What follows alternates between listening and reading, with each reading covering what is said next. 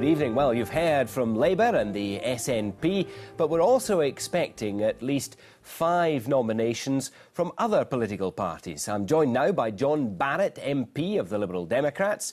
Here in Glasgow, Patrick Harvey, MSP, speaks for the Green Party. Tommy Sheridan for Solidarity and Richie Venton for the Scottish Socialist Party. And finally, Jackson Carlaw, MSP of the Scottish Conservatives. Well, let's start with you, Jackson Carlaw. Your leader in Glasgow East today talking about knife crime and promising a presumption to prison for people convicted of knife crimes in this country, but yet he wouldn't be in a position to deliver that in Scotland should he form a government with help from an MP in Glasgow East. No, but I think he's sending a signal, and a particular signal. Half a generation ago, Glasgow East's a seat where the Conservatives probably wouldn't have been mounting any challenge at all. Under David Cameron and Annabel Goldie, we've kind of redefined what the Scottish Conservative agenda is. It's issues that actually matter to people, and that is more police in the streets. Some of the shopkeepers we've spoken to are benefiting from the rates reduction we've helped achieve. But and also issues like drugs and methadone. No, this is a Westminster election, and what we are offering is a candidate who's prepared to be a full-time MP for the people of Glasgow East. I'm not saying that Glasgow East is not a challenge for the Scottish Conservative Party, but for the first time in a generation, it's a challenge we're prepared to meet with a born and bred Glasgow candidate who is a good active trade unionist, not a typical Conservative fighting a new Conservative agenda. So yes, we are there to make a real fist of this campaign and to demonstrate that even in Glasgow East, the Conservatives can actually now put up a fight in Glasgow and start to win back votes. That's what we've got to do in Glasgow and everywhere else in the UK. Richie Venton, your Scottish Socialist Party candidate is Francis Curran. Any chance you could cash in on having the same name, surname, as the Labour candidate? We're actually extremely concerned about losing votes to Labour because of the confusion. Because what we have to spell out is the vast difference. We live in a world divided between rich and poor, between the millionaires and the millions who earn the incomes and who produce the wealth. And the Scottish Socialist Party has a long record, and Francis Curran has a long record, of standing up for people, going back to her days in her teens. And we believe that the people of the East End of Glasgow have been treated with contempt by politicians who treat them as a stepping stone towards a career, or at least a part-time career. We want somebody different who will stand up for them, a socialist on a worker's wage who will fight against poverty and inequality. But if you're serious about a socialist stand in Glasgow East, isn't it about time that your lot kissed and made up with Tommy Sheridan's lot and fought a united socialist campaign? We established the United Socialist Party in 1998. It's a tragedy that a tiny minority of the membership, led by Tommy, decided to walk out when they couldn't win a majority inside our party. We, however, have bigger issues in this election, which is to expose Labour for its attacks on pensioners, its attacks on the poor, its attacks on the disabled, and its pathetic failure to introduce a decent level of minimum wage. Okay. And Francis Curran will champion that. This election is not about the minute differences between Solidarity and the Scottish Socialist Party, Tommy Sheridan, but it is being presented as a dogfight between Labour and the SNP. Who would you rather win? If I'm being absolutely honest, Glenn, I hope the SNP would win. I'd rather they'd win than Labour. I think if we're honest round this table, we're fighting for third place. I'm surprised Jackson actually tried to build the pretence that the Conservatives have got a chance or the Liberals have got a chance. I don't think any of us have got a chance of winning the seat. What we've got a chance to do is raise issues which the big mainstream parties don't raise. The issue of inequality, the issue of low wage, the issue of low pensions. We have to get poverty on the agenda. That has to be the main issue in an area that has been forgotten and abandoned by New Labour after 11 years. Poverty among children is on the increase. Poverty among pensioners is on the increase. The millionaires, they've never had it so good. That's the problem after 11 years of New Labour. What we want to do in Solidarity is get those issues onto the agenda. We're not going to win the seat. We want to take third. Sure. We're fighting for third.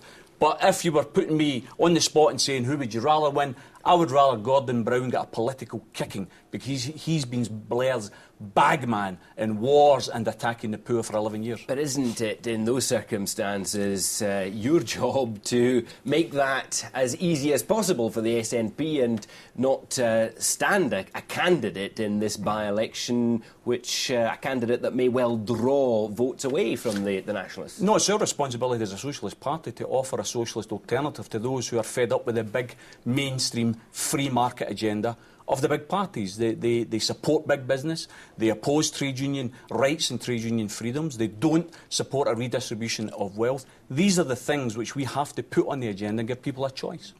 Patrick Harvey, for the Greens, you're opposing the M74 extension which goes through the Glasgow East constituency. How on earth is that going to help improve the unemployment record in that part of the city? Well, it's very clear that the kind of overinflated claims for employment that's supposed to be generated from these kind of road projects simply don't stack up. We've seen those claims shown. But you accept that there are some elsewhere in the jobs city that will be created as a result not just of the construction but extra economic activity with the new road? No, you're talking about a road that's heading towards a price tag of £1 billion. It'll be heading in that direction very soon. But you're saying there are no jobs attached to this? If you were to spend that money... No jobs attached to this road? If you were to spend that money with a view to creating employment, with a view to creating social justice and environmental justice, you'd be spending it in a very different way in Glasgow East and right across Scotland. Certainly looking at better bus services for people in Glasgow. Many people in this constituency don't have access to a car. Their families don't have access to a car. They rely daily on public transport, which has been left to go, price rises are outstripping even those that motorists are having to cope with at the moment. We'll be launching a campaign later in the week which does offer people a positive vision for the kind of society that we want to build for the future. It's all too easy to knock the Labour Party and their record. They seem almost to be inviting that kind of criticism at the moment. We want to be putting forward a much more positive vision, and we'll be doing that later in the week in a way that I hope will resonate with people throughout Glasgow. But you don't normally stand in Westminster elections, certainly not traditionally in Glasgow East. Well, we're a small party and sometimes we need to target our resources when there's a general election on.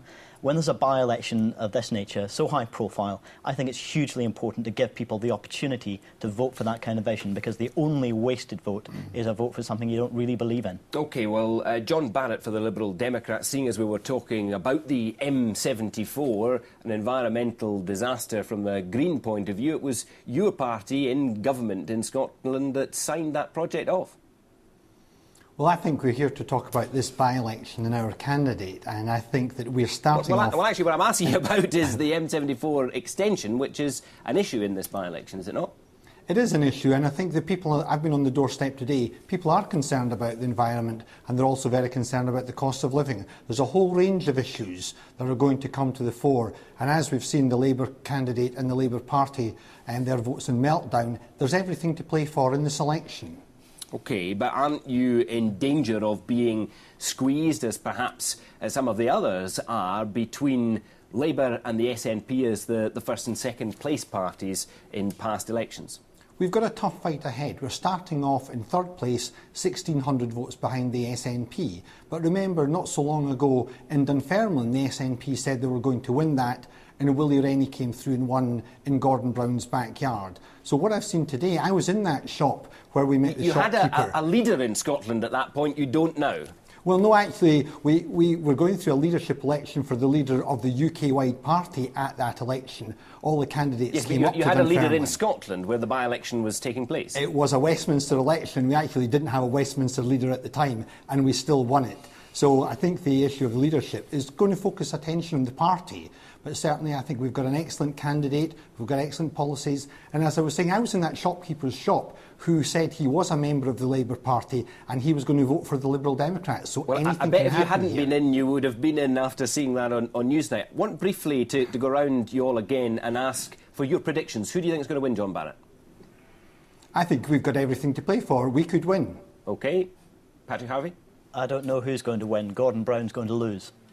Tommy Sheridan? Gordon Brown is going to lose. Unfortunately, Glen, democracy will probably lose as well because the turnout will be so poor. But I certainly hope New Labour get a kicking because they deserve it. Richie Fenton? If it was based on quality of candidate, we'd win. Somebody who led an occupation to save a community centre, fought the poll tax and has fought against poverty throughout her life.